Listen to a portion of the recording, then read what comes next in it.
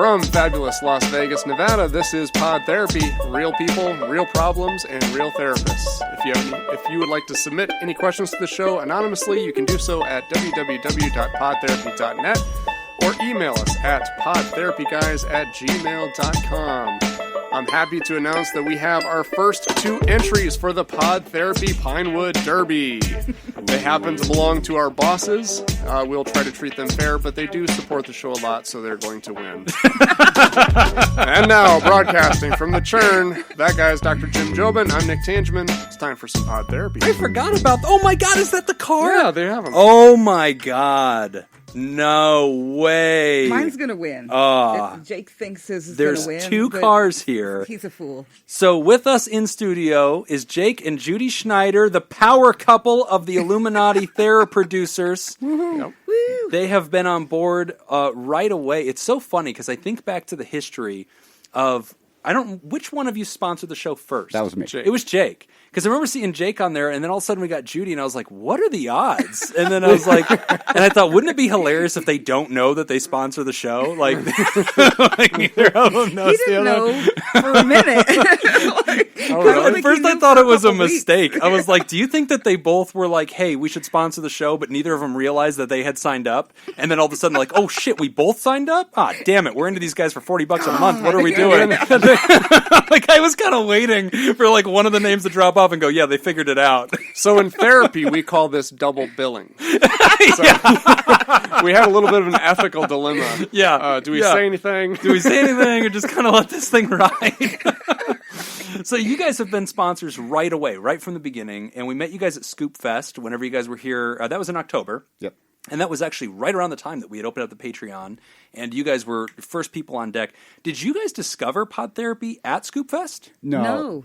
You guys had already been following the show. Yeah, we heard the Jack vs. Nerd episode of, cool. of ICS. And Yeah. then when you guessed. That was when the floodgates opened, and we have just been scooped ever since. And I so loved that at Scoop Fest to look over and see a line of like 30 people waiting to oh talk my to you. gosh. I think they like them. Yeah, it was so crazy because I was so nervous. I mean, because it was a big group. I had no idea. And I totally thought, like, oh, there's not going to be anybody that's going to ask a question. And I remember getting a hold of Matt like a week beforehand. I was like, hey, do you think maybe you should be our guest and we should talk like the psychology of Yeah, because magic? nobody else will want to talk. Yeah, Matt was like, dude, I know this group pretty well. 40% of the group. Oh, we told you. wanna We were like, they're going to talk.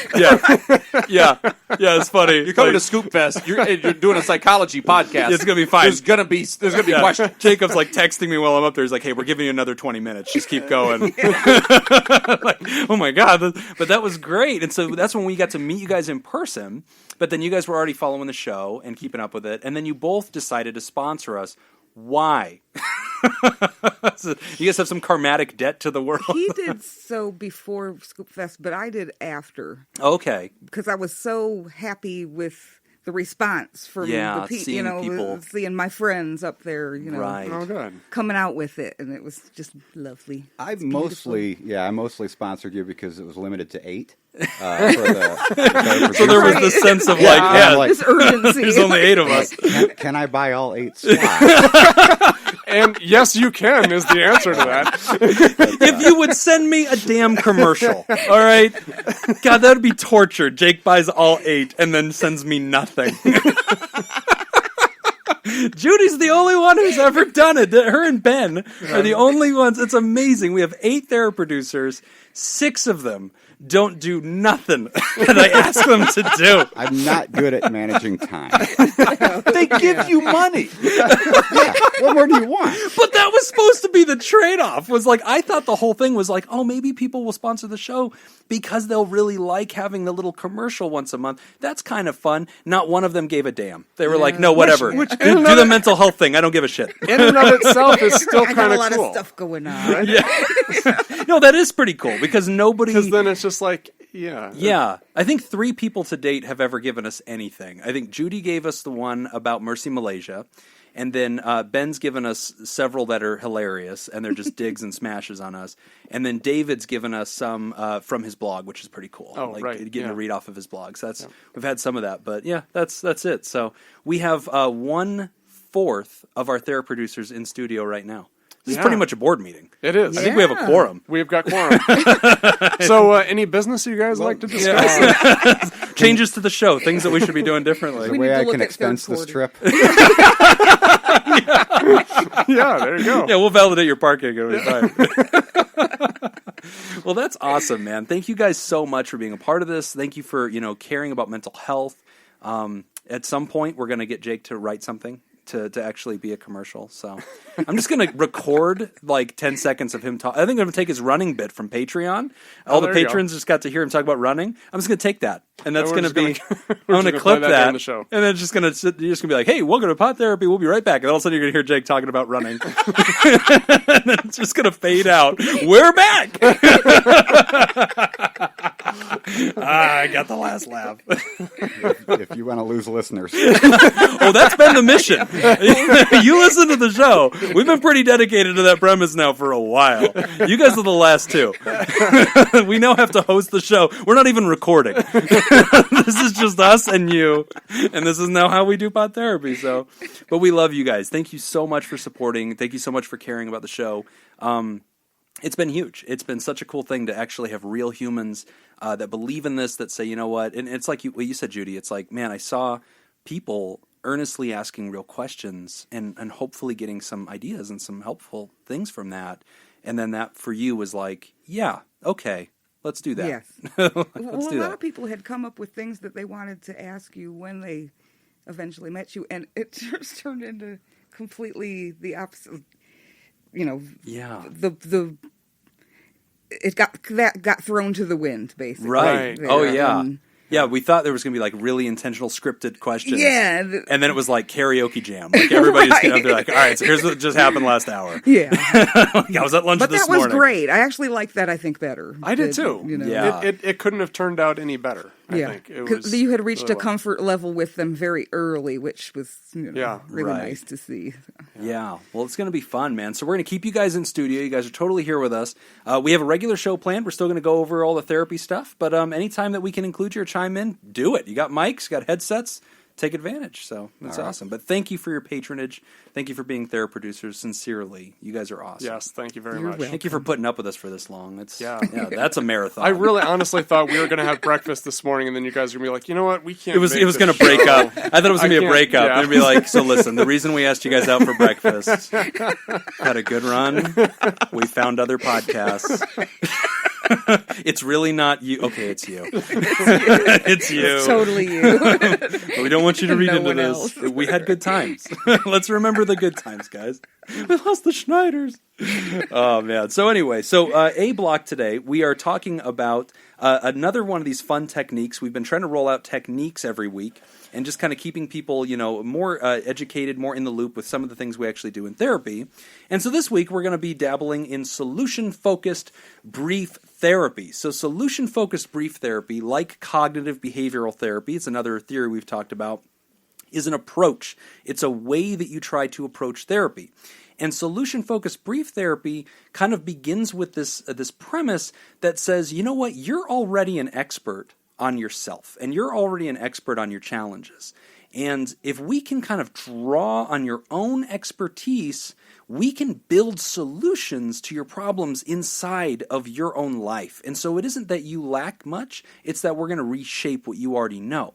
And so there's this really cool technique that I use all the time. And Nick, I think you've used this before. I think I've seen you use a version of this in the rehabs, in some of the groups that we've done. But the technique is called externalization. Externalization. So it's just the opposite of internalizing, right? Like whenever you internalize other people's problems or you internalize situations that you have no control over, you feel ownership for it and you feel bound to it and you feel personally responsible for something. Externalization is this thought game that we do, and it involves imagination. And basically what I tell people is I want you to take your problem. So like in my case, it might be like anxiety. And for those who play Jim's Neurotic Bingo at home, you know it ain't just anxiety. But we'll pick that one since everybody knows that one's there. Everybody get your stamp out. Get your stamp out.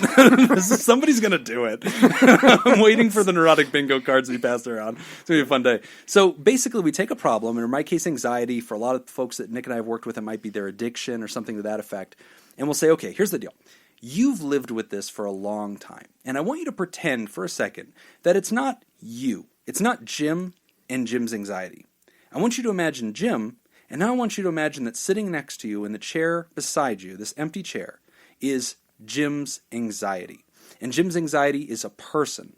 And it's something that has a name, and it's something that has a personality, and it's something that has its own way of thinking. It has motivations. It wants something. Maybe it wants Jim to suffer. Maybe it wants Jim to be safe. And so it's constantly warning Jim, oh my gosh, watch out, watch out, watch out. Maybe it's not evil. Maybe it just is bothersome, like a friend that you've grown out of, but is still sticking around, or something like that.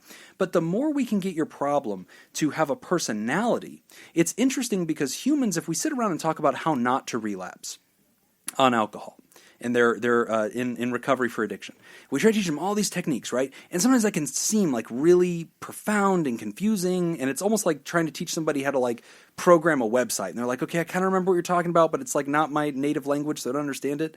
But when you talk about people, and you say, how would you deal with a crazy ex-girlfriend?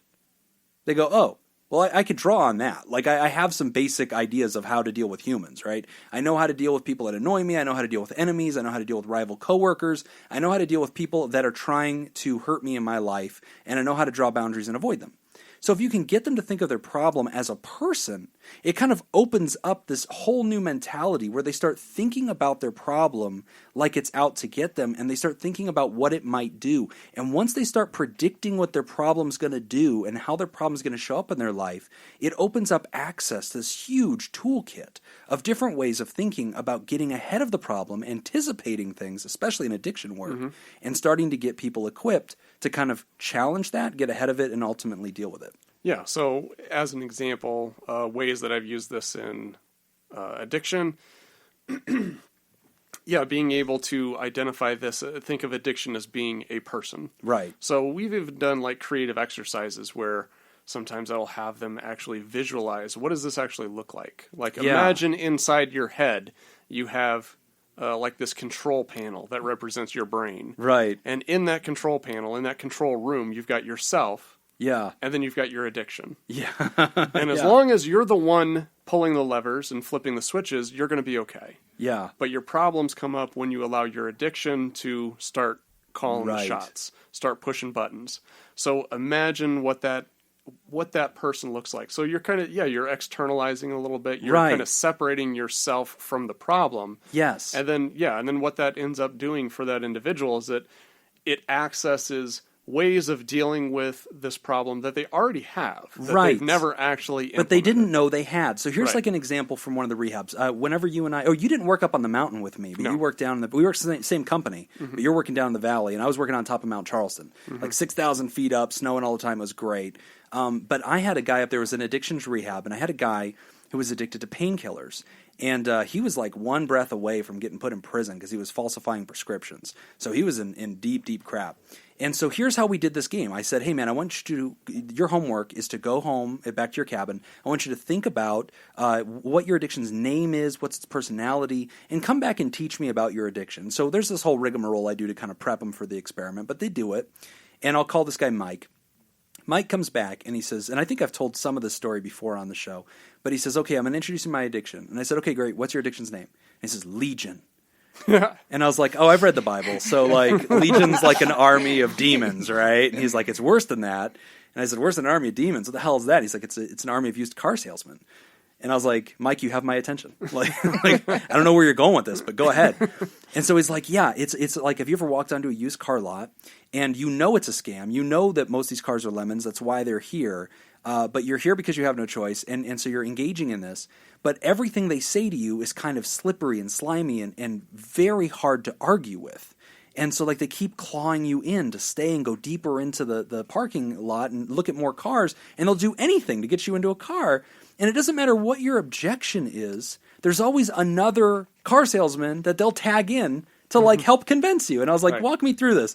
He's like, so you walk into the car lot and you're like, oh, well, I need something that's, good MPG for work. And they're like, oh, take this SUV. And you're like, that doesn't have good MPG. You're like, well, hold on. Dan, come here. Dan has studied a lot of this. Dan, what would you say about the MPG? Oh, just drive downhill. Let me see the map that you're driving. Where do you commute? If you drive downhill more, you'll get some airspeed. It'll be great. This is a good deal. You don't want to pass up on the car. Well, I don't know if my wife would like this. Hold on, Amy. Amy, come over here. Amy, give us a female perspective. Oh, I love this SUV. Oh my God, your wife would. You know what? Don't even call her. Like, just drive home with it. Women love this. This is a muscle car. There's always some excuse. And so I said, Mike, how does your addiction talk like that? And he said, because I'll tell my addiction, I can't use today, man. I'm going to get in trouble. I'm going to get locked up. I'm going to lose my wife. And his addiction will go, no, you're not. Hold on, let me get Amy. Amy, come here. Oh, she loves you, man. For better or worse. She's never going to leave you. Oh, are you sure? Well, I don't know. What if the judge locks me away? Hold on, let me get Rick. Rick's like a certified paralegal. And then like Rick comes over, he's like, hey, man, don't worry about it. You know, last time the judge said, hey, they don't want to see you do this again, but they've already given you 2 hours of strike. So, I mean, you're not really going to get in trouble. And, you know, what about my health? I might die from this. Hold on, let me get Larry. Larry's kind of like a paramedic. And like Larry comes over and goes, you know, man, you've done a lot harder things before and you're still alive. There's always an excuse. And I said, so Mike, how do you deal with the army of used car salesmen? He says, I have to remind myself that I'm on a used car lot. And the only way is to walk off this lot. Because if I talk to my addiction, it will win. It will just keep arguing until it gets me. It will wear me down. Right. I have to leave. It kind of goes along with what's called addictive voice recognition. Yeah. Oh, yeah. So, yeah, you've done this with pairs. Right. So essentially what you're able to do then, addictive voice recognition kind of teaches people to be able to identify the addictive voice, because that's the problem. If you don't identify that, then you confuse your own thoughts for the addictive thoughts. Right. You can't separate those two. But if you're able to identify the addictive thought, then it's very easy to you just start to ignore that. You kind of start to tune it out. It's a really cool technique. I've used it with kids too. Like I've had kids that have anger problems, and like we'll talk about like the angry voice inside of them, and when it comes out, it's like the Hulk. And so it's like, hey, how do we get the Hulk to not come out? And it's like, okay, so it's not me that's angry, it's sort of this other thing, and that gives them power. Right. So we've kind of spent some time talking about how this works in addiction, but how does this work to the average listener who's dealing with either depression, anxiety, something like that? So I think here's like an example from like common life, marriages. I've done this in couples therapy, where both members of the couple keep getting in these fights because they keep misunderstanding what the other one's trying to say. And so person A will say, I don't want to go to your mother's house this weekend. Person B is like, yeah, you've never loved my mother. You hate her, don't you? It's because she sees who you are. And it's like, no, I literally just don't want to go anywhere this weekend. Like I worked hard. But like they get in this huge escalated fight, not about the things they were originally disagreeing about, but about their interpretations of things. And so I've done it with a couple where I've said, hey, let's imagine that there's like something in between you that wants to screw this message up and is like the translator, like between you. And so we've like, okay, how do things get lost in translation? How does this middleman kind of take things that one person said and make them sound like something else? Right. And how can we blame that person instead of the other? Can I blame the magician between us who plays tricks on us instead of my spouse? And can I look to defeat that person by thinking in ways that would be better translated, easier to translate? Well, now I'm thinking differently and talking differently. So you can externalize any problem you've got, whether it's a marriage problem, whether it's anger, whether it's anxiety, whether it's depression, whether it's weight. You know, if you've been overeating and you're like, God, this impulse to overeat, like how do I deal with that? To externalize that and say, okay, that's not me.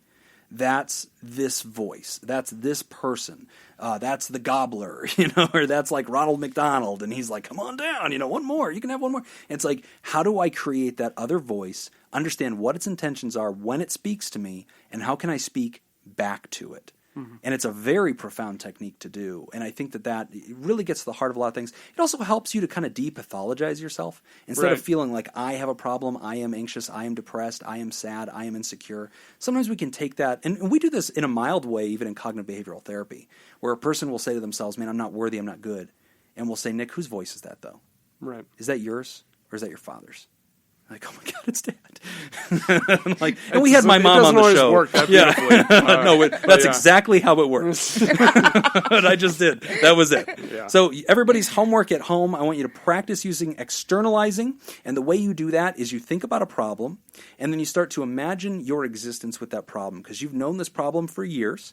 And I want you to start thinking about when that problem shows up, what you hear it saying to you when it wants you to suffer, and start giving it an identity, giving it a voice, understanding its personality, and then giving it a name, and then start using that as like a first draft model for what you're going to imagine this is. And so that's the beginning of it. And speaking of models, as I look down and I see these two race cars, when we get to the Pod Therapy announcements, we talk about the Derby, we'll dive into what I'm looking at. These are amazing. Yeah, those are pretty cool. These are amazing. So everybody practice externalization at home, and we will see how that turns out for you. All right, we're going to take a quick break, and when we come back, we will discuss motivating others. You're listening to Pod Therapy.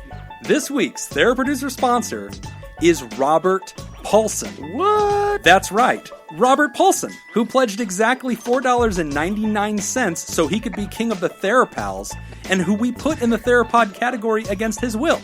Yes, the same Robert Paulson, who then dropped his pledge to $4.98 in an act of defiance, hoping we would finally demote him to THERAPAL. It is in fact this same Robert Paulson who has been promoted to Theraproducer for the day against his will by none other than Chairman-elect of the board, Robert Brownie Jr. Mint. Checkmate, Robert Paulson. Check friggin' mate. If you'd like to join Robert Paulson and make the show possible, you can go to www.patreon.com/therapy and sign up. Again, that's www.patreon.com/therapy. We're back. You're listening to Pod Therapy. Our next question is about motivating others. All right, this one is coming in from a very special writer whose name will be revealed at the end. Hiya, guys. Recently, on 2 separate occasions, I had been asked how to get a proverbial son to move out of a parent's proverbial basement. This proverbial adjective is making me question a lot of things here. What is this a metaphor of? In both cases, the son is 25 plus and no longer being educated. Neither son has a job. In both cases, the son just sits around all day and plays video games and watches Netflix. Neither son has a drug issue. Neither son responded well to simply asking.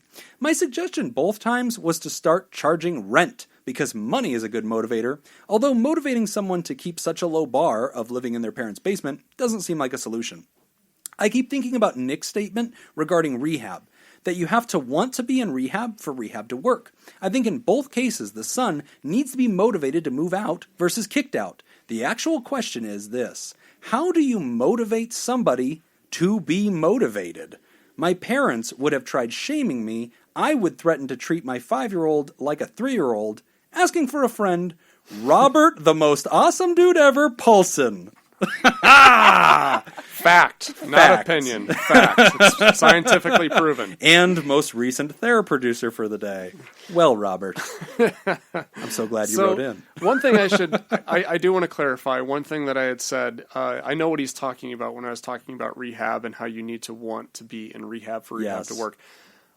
I believe I did say that to kind of qualify that a little bit in more detail. People don't people never come into rehab. Want is a strong word. Yeah. But here's the thing. It's motivation. People can be motivated to come into rehab, but they're never motivated for the right reason. So Right. I always like to use running as an example. Oh, Jake can weigh in on this. There we go. How motivated is your running? Running from the thresher. I'm telling you. Exactly. There's a way to do this better. So we were talking before the show about some ideas of making running more of a spectator sport. Trying to bring it into the next century, man. But so imagine if you're running because you're being chased versus running because you have a goal in mind, someplace you want to get to. From the outside observer, just looking at 2 individuals running, they may look the same. Right. But what we really notice the difference is when the person who's running, if they're running from something that's chasing them, when that thing stops chasing them, they stop running. Yes. Whereas the other person, they're going to run until they get to their goal. Yes. So the way I always like to word this is when people come into rehab, everybody is running because they're being chased. Yes. Sometimes those are internal motivators, sometimes they're external, but it's all fear-based. Something bad got them there. Right. They're not on a winning streak. That's not why they went to rehab. So our main job is switching that motivation from fear-based motivation into rewards-based motivation. Right. So what they want to get to. So yeah, a big part of what we have to do is motivate people. Yes. A lot of times motivate people who don't want to be motivated. Yes. So Robert, I can tell you a few things that probably are not going to be very effective. Changing, I wouldn't go out of your way to make the conditions in the home comfortable. Yes. They shouldn't be made comfortable. Right. However, I also wouldn't go the other direction and intentionally try to make things Like, don't set the house on fire unbearable. to get them out. Right. I think paying rent, charging rent. I think Yes. that seems fair. Oh, that's a great idea. But I wouldn't go too far into shaming or anything like that Right. because that doesn't motivate people to do anything different No, for that the just most hurts part. them. It just gets them frustrated. Right. Big part of what motivational interviewing is that we do a lot in our job is we work through discrepancies. Right. So we have to be able to help the individual identify a discrepancy between where they see themselves currently and what they would like to see. Right. That's the foundation for any motivation. So I don't know what that looks like for in this particular case. I mean, for each one of these individuals living in this Proverbial individuals basement. in a proverbial basement. Right. Whatever the hell this means. For these individuals, for them to be able to kind of have some kind of idea of like what is it that they would rather have in their life. Right. You know, because I can't imagine that being a great scenario. There's definitely perks to living at home, Yeah. not having to pay rent, but Right. do you ever plan on having any kind of relationship? Right. You can well, How's that's running that gonna- toward things. That's teaching them about things they Yeah. could have that are on the other side of the rainbow here. Yeah, if and they then can go for it. and then being able to draw back to the discrepancy. So Yeah. this is what you want. Do you see this happening here in this environment? Yeah. How's that going to work out? Helping And- them identify Exactly. the logic of it. So Nick had dropped a term here that we use. It's called motivational interviewing. And when you hear that, you think of an interview, like a job interview. But in psychology, interviewing means the encounter with another individual, right? Mm-hmm. And so motivational interviewing, or MI, is something that we use which has to do with exactly this question. Robert asks, how do you motivate somebody to get motivated? How do you start from zero and get them to feel the sensation of wanting something? How do you help them find that? And the technique that we generally use is motivational interviewing. Interesting piece of history here. Motivational interviewing came from the patron of solution-focused brief therapy, which is Dr. Milton Erickson. And Milton Erickson grew up on a farm, and he was a little boy, and he had a much big older brother. And one day he's sitting on the porch, and he looks out, and he sees that the donkey that they have on this farm, big old donkey, his brother has it by the muzzle, and he's trying to pull the donkey into the barn. And he's giving it hell, and the donkey's heeing and hawing, and the donkey's pulling back, and the brother's not strong enough to like actually overpower this donkey, right? The donkey's very stubborn. And so the brother screams down for his little brother, Milton, to come over there and help him. Well, little Milton Erickson's like a sickly kid. He's not very strong. He can't add much heft. So he goes running over, and he grabs onto his brother's back, and the two of them are now pulling in the same direction toward the barn, and they're trying to pull this donkey. Well, the donkey's just having his way. He's pulling away from both kids. He's way stronger than them. They can't do it. Milton gets an idea. He runs around to the back side of the donkey, he grabs the donkey's tail, and he starts pulling in the opposite direction. So now big brother's pulling on his muzzle, little brother's pulling on his tail in opposite directions. Well, the donkey gets sick of this crap, so he pulls back against the lesser force. He pulls away from Milton and walks toward the big brother, walks right into the barn. How did they motivate that donkey? Right. Well, this becomes the heart and soul of what motivational interviewing kind of is, and something that Erickson had stumbled upon, which is that you can sometimes create pain in a person's life, and they'll walk away from lesser pain toward goals if you can just annoy them. And so, like, this becomes this question of motivation. So, to this idea of rent, absolutely charge rent. You need to create an environment that is a little bit more annoying than the real world. And so they will then pull against the lesser evil, right? So in the real world, they have freedom. In the real world, they can see friends. In the real world, they can do what they want to do. They can be self-directed. In your world, there needs to be curfews. There needs to be restrictions. If you're under my roof, it's going to be these annoying rules. Well, these rules don't make any sense. I know it sucks, right? But this is how it's going to be to live here. And you got to pay me rent. You guys are charging way more than I could pay. I could get an apartment for twice this and live on my own. You're right. And so if you kind of create that dynamic where you start pulling on the tail of the donkey, they'll pull away from this to go towards something easier. And so you do need to create an environment that's not inviting, that has kind of an air of difficulty to it. And if you create that pressure environmentally, you don't even have to be mean to the person. Right. They will start to leave. And Right. that's one way to motivate young people to kind of exit. I am not a therapist, but I can tell you from just personal experience, Jim knows how to create annoying environments. I'd listen to the man on this one. Dude has a PhD in being a pain in the ass. And he knows about donkeys. That's a man that knows donkeys. Donkeys. That is now 2 episodes. That is now two Dude, out of the donkeys. last 2 out of the last 3 episodes. All we've the talked about secrets donkeys. of You realize life that? are wrapped up in donkeys. I'm Yeah. telling you. You don't even need a therapist. Go buy a donkey and watch its ways. Great question, Robert Paulson, and thank you for being a temporary Theraproducer of the show. And that wasn't that he was asking for a friend, so be sure to pass that information on to your friend. Yes, and also tell them about Pod Therapy. Right. Make them listen to it. All right, well, we're going to take a short break, and when we come back, we're going to talk about reading Mom's diary. You're listening to Pod Therapy. This week's Theraproducer sponsor is Kyla Lansbury. Kyla, also known as MERB for Mars Exploration Rover B and nicknamed OPPI, is a robotic rover that was active on Mars from 2004 to 2018, launched in 2003 as part of NASA's Mars Exploration Rover program, and landed in the Meridani Planum on January 25th, 2004, 3 weeks after her twin Spirit touched down on the other side of the planet. With a planned 90-sol duration of activity, Spirit functioned until it got stuck in 2009 and ceased operations in 2010, while Kyla was able to stay operational for 5,111 sols after landing, maintaining her power and key systems through continual recharging of her batteries using solar power, and hibernating during events such as dust storms to save power. This careful operation allowed Kyla to exceed its operating plan by 14 years and 46 days in Earth time, 55 times her designated lifespan. But in June 10th, 2018, her last contact to NASA occurred, and her rover has traveled a distance of 45.16 kilometers, 28.06 miles, which I'll have you know is less than Jake can run. Yes. 14 years. 14 years to go 28 miles. That's garbage. This That would not get you on the soccer garbage. team. Bring up your game, NASA. If you'd like to join Kyla and try to make the show possible and tap into the extra content on Patreon, you should go to patreon.com/therapy and sign up. Again, that's patreon.com/therapy. We're back. You're listening to Pod Therapy. Our next listener writes in about reading Mom's diary. Should I read my mother's diary?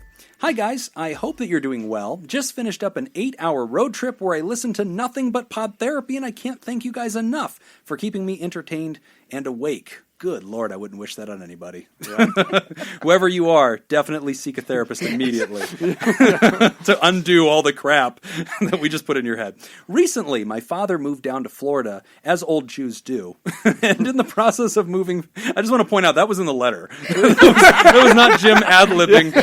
That was literally in the letter. Jake and Judy have a copy of the script. They will verify. Jake's trying to put on a horrified face. We don't know what you're talking about. Who wrote the script? Exactly. And Jim gets thrown under the bus. That's at Sin City Shrink on Twitter. I'll add it to the apologies. And in the process of moving, Dad found a little box with diaries that were written by my deceased mother in her younger days, way before she was my mom. My sister has flipped through them and says they contain a lot of details of dates and relationships that she had with men before my father, and other typical things that you would expect to see in a young woman's diary.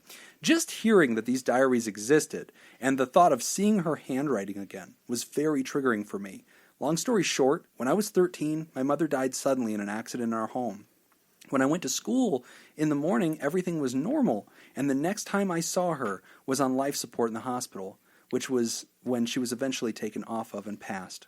Getting to the point, should I read these diaries? While my belief system allows me to feel that she would forgive me for peeking, I'm having a really hard time figuring out if that's something that would be healthy for me to do. Is reading private information about my mother's past life in her handwriting and voice a good idea for me? Or is it better that I leave her private diary private, as she likely intended? Thanks, guys. Kenny. Okay. Wow. So I want to take a shot at this one first because I want to Okay. see what your feedback is because yours might be different. Okay. I read your diary, so all things on the table. That's why I feel Yeah. like your advice would be different. Yeah. First of all, Kenny, I'm very sorry to hear about that. Yeah. And I hope things are going well for you. Yeah. Here's how this would work if this were a Hollywood movie. You're obviously dealing with a lot with the death of your mother. In this Hollywood movie, you would read these diaries, you would learn so much more about her, and it would be therapeutic, and you would leave the situation feeling like that was a great thing, and it was a way that you and your mom were able to connect after years of separation. I'd watch that movie, yeah. Absolutely. Yeah. Now, in real life, here's the one thing. I'm not going to say one way or the other whether or not you should do this, but here's one thing I would really caution you about if you decide that you are going to read these. Number one is I think you need to understand that these were written with the intent that no one would ever read them. Yes. So that's very important to remember. If that is important to you, then I would say maybe it would be a good idea not to read these simply because that was your mother's intention when she wrote them. Mm-hmm. The second thing, and I think is probably the most important thing, is that what you're reading from this woman is not actually your mother. This was before she had kids. Yes, right. This is a different person. Yes. Right? We change when we have children, or so I'm told. Right. Yeah, that's true. I will never find out. Yeah. I don't know who Nick with kids is, but I can tell you I don't like him. You want to babysit? No, Come I over, don't. man. I can use the night out. Let's find out who you are.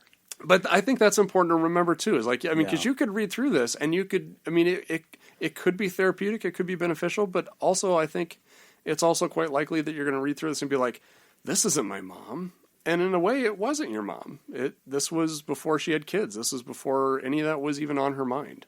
Yeah, I agree. So with that. I would encourage probably not to read them. So I want to get our guests' take on this too, and kind of get a hot take from you guys. I mean, if you were in a similar situation and you found the diary of one of your parents after they had already passed, and knowing again the same story here, like it includes stories from before they were your parent. And that sounds like what this diary kind of is. Right. It wasn't like this is a lifetime diary that included all the way up to the day she passed. Right. It's like, no, it's a snapshot of time from their childhood or from their teenage years. That's an interesting dynamic. And in some ways that kind of takes away some of the barbs because it's not like it's going to have any mention of me in there. And it Exactly. doesn't even mention my father. Like this is a picture into her childhood.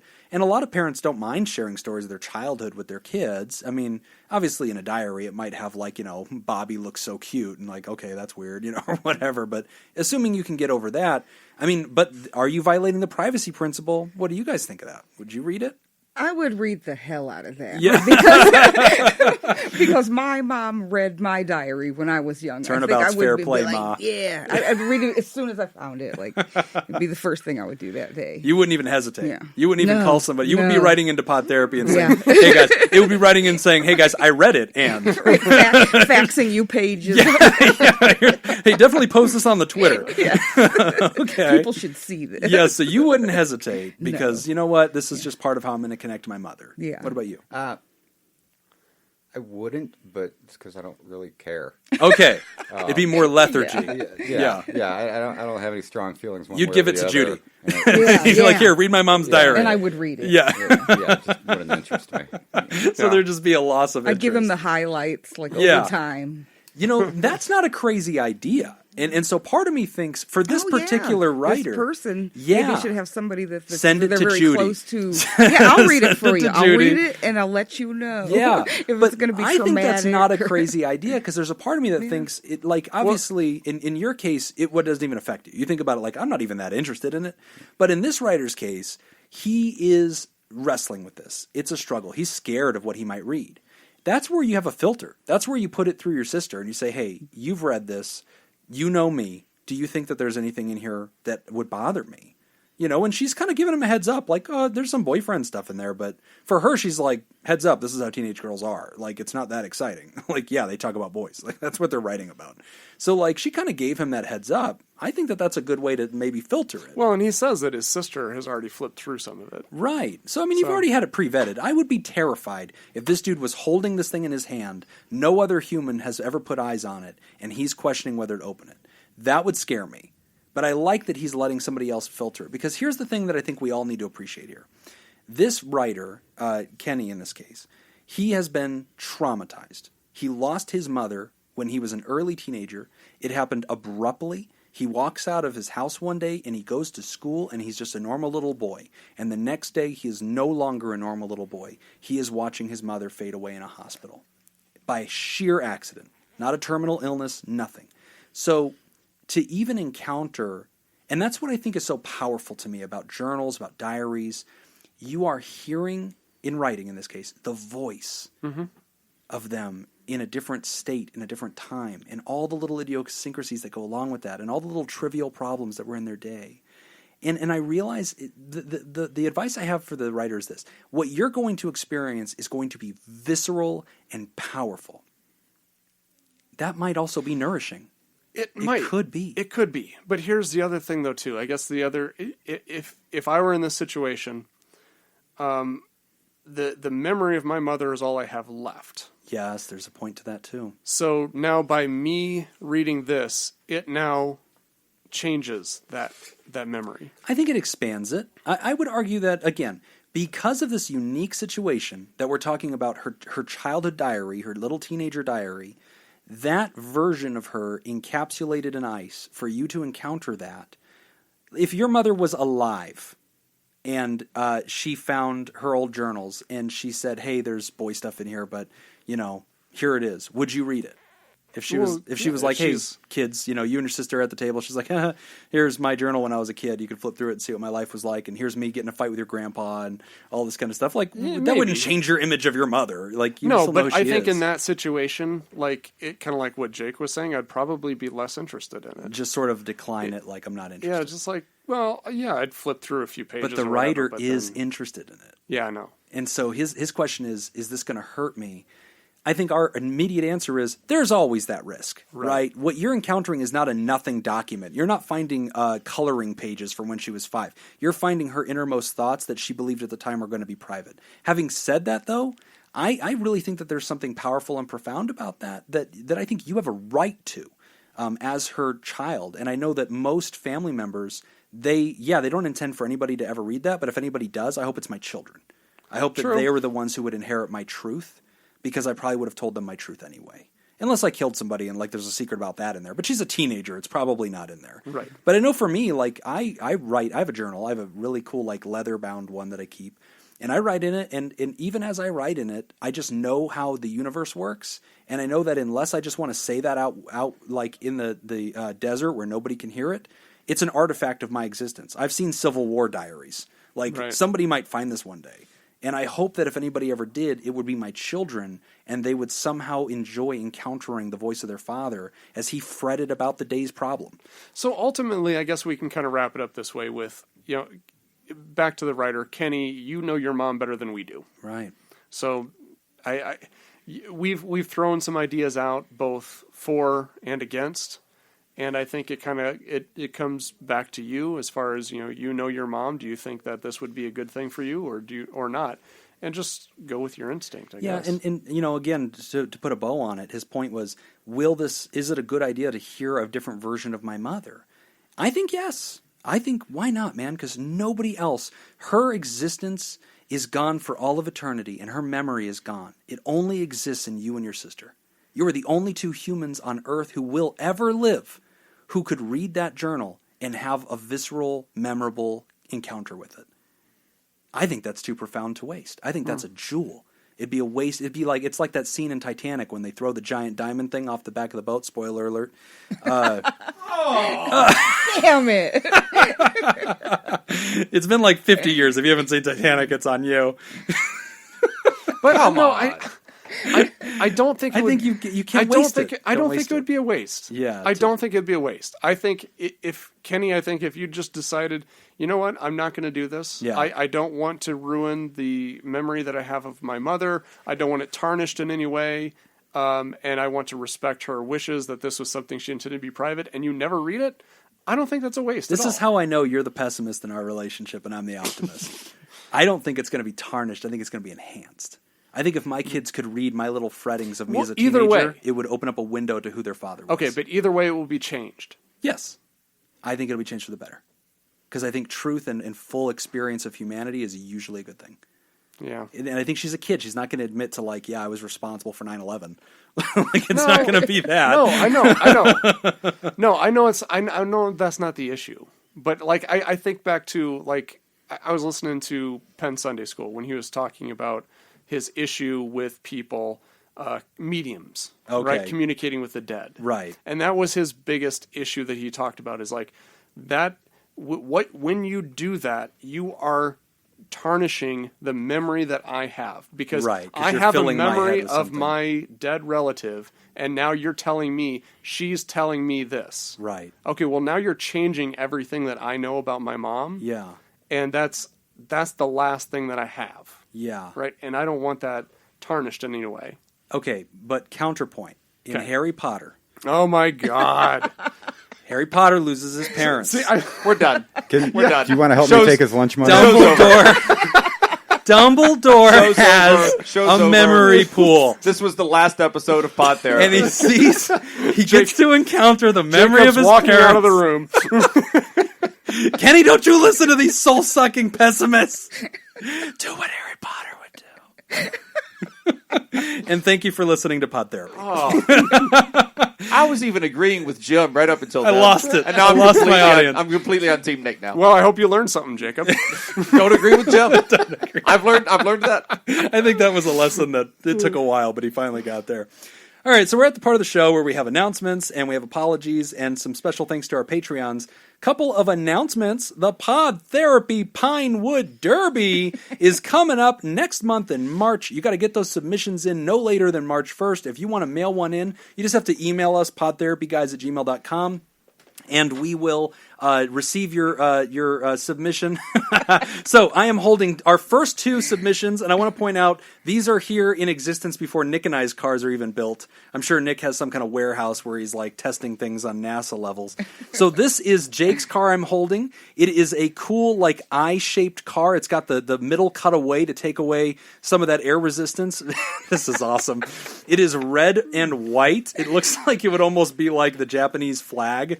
Do you remember the cartoon on Saturday Night Live, the ambiguously gay duo? Ambiguously Yeah. gay It looks a duo. lot like their car. Yeah.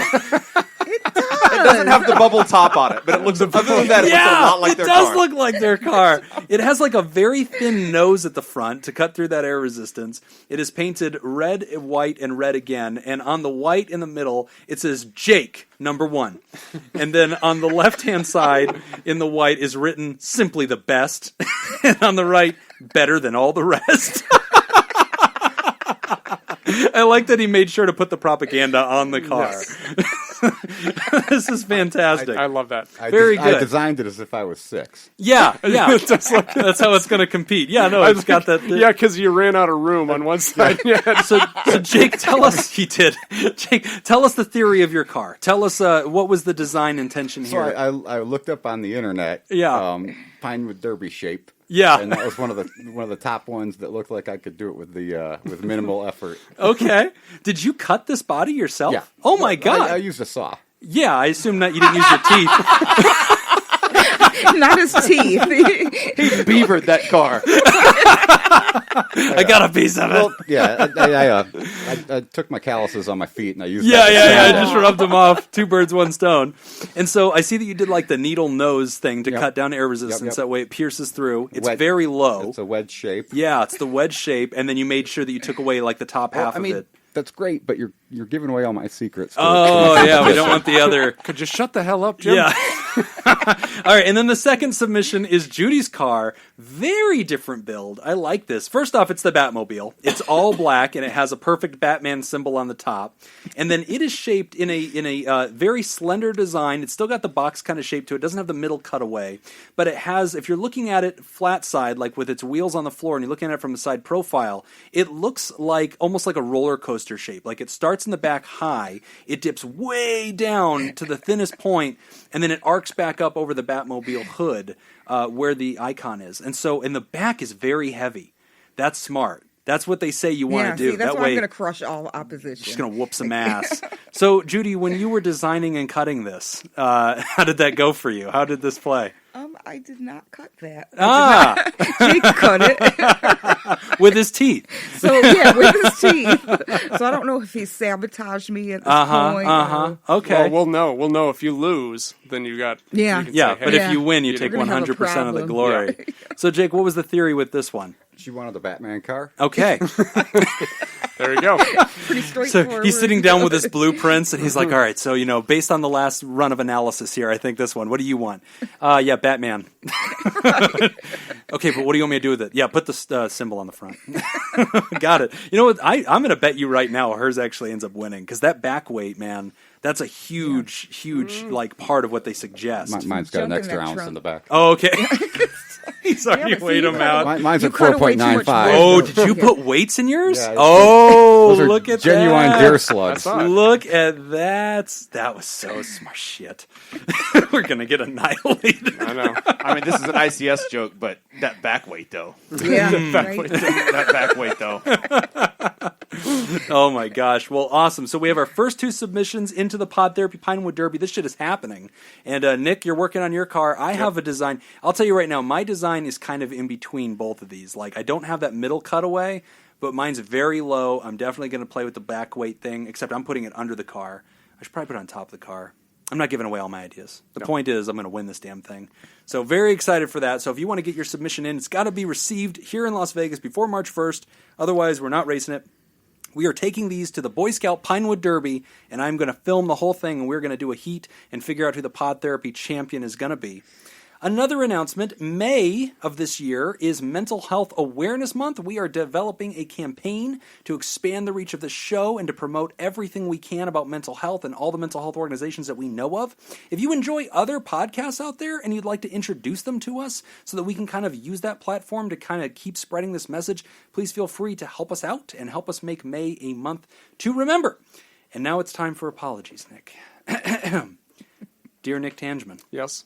I'm sorry that I sent you a vulgar, yet scientifically accurate Valentine, but I'm a planetary enthusiast, and you is one fine piece of astronomy.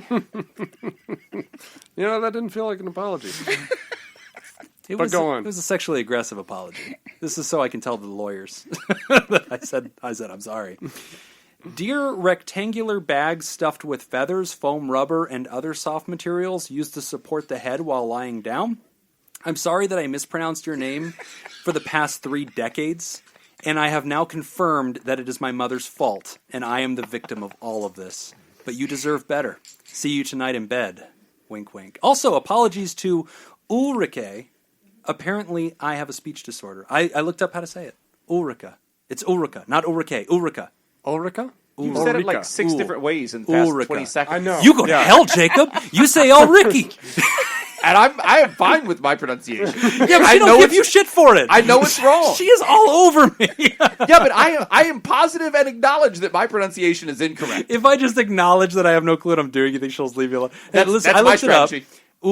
Ulrika. That's how you say it. Ulrika. Or Isn't it Ulrika. Uri? It's Ulrika. But she Ulrika. did say you could say it either way. She said Ulrika. Ulrika is fine or Ulrika. Nick, do we want to take bets Ulrika. on the odds that Jim is at all correct right now? Oh, I nailed it. I'm gonna Ulrika. say That's my not. official Yeah, submission. I'm going now. Ulrika is my official submission. Ulrika. Yeah, you is get my- 2 votes against you, buddy. Yep.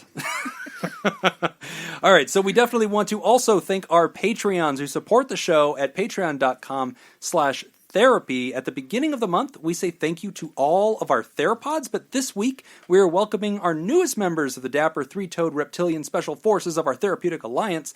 Thank you, Richard Bruins, who upgraded from a THERAPAL. Thank you, Lindsay Borders, and thank you, Lindsay Bashara.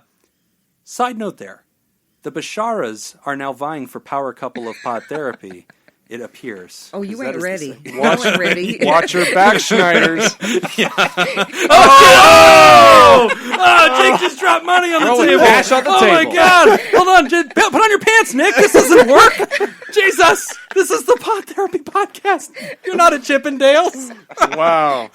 Shots fired. Shots there we go. fired. Watch out, Basharas. Stay down. All right.